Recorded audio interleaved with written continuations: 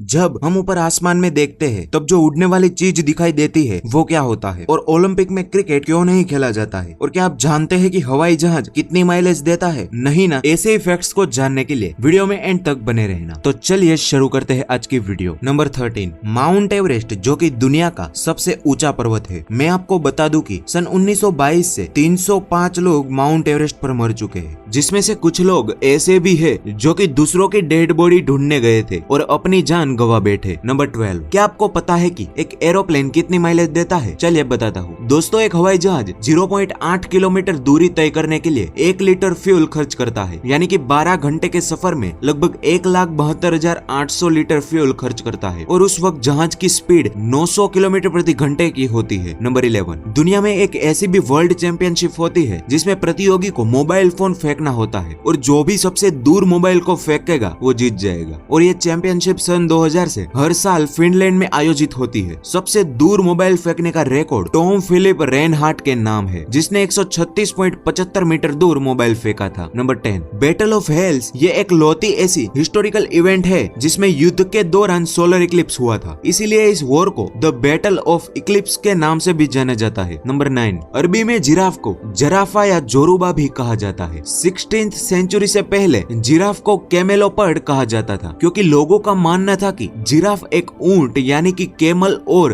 तेंदुआ यानी कि लेपर्ड के मिक्सचर से बना होता है, और इसीलिए जिराफ को पहले के टाइम में कैमेलोपर्ड कहा जाता था। नंबर 8, स्वॉन यानी कि हंस अपनी पूरी लाइफ में किसी एक ही लाइफ पार्टनर को चुनता है। झूठ बोलो, बार बार झूठ बोलो। ये सच है। जी हाँ, अगर हंस किसी को चुन लेता है तो फिर किसी दूसरी फीमेल हंस की तरफ आंख उठाकर देखता भी नहीं है, और ये फंस गया सीएम। किसी वजह से एक हंस की मौत हो जाती है तो दूसरा हंस भी उसके गम में मर जाता है। इसे कहते हैं सच्चा प्यार। नंबर 7, हमारे शरीर में सभी अंग ऐसे होते हैं जो कि उम्र के साथ बढ़ते रहते हैं, लेकिन हमारी आंख हमेशा सेम साइज की ही रहती है। हमारी पूरी लाइफ में आंख की साइज कभी भी चेंज नहीं होती। नंबर 6, आपके दिमाग में यह सवाल जरूर आता होगा कि पेन के कैप यानी कि ढक्कन पे ये छोटा सा होल क्यों होता है? अमेरिका में हर साल 100 लोग चोक हो जाते हैं पेन के ढक्कन की वजह से, यानी कि पेन का ढक्कन उसके गले में फंस जाता है। इसीलिए BIC ने पेन के ढक्कन में छेद करना शुरू कर दिया, जिससे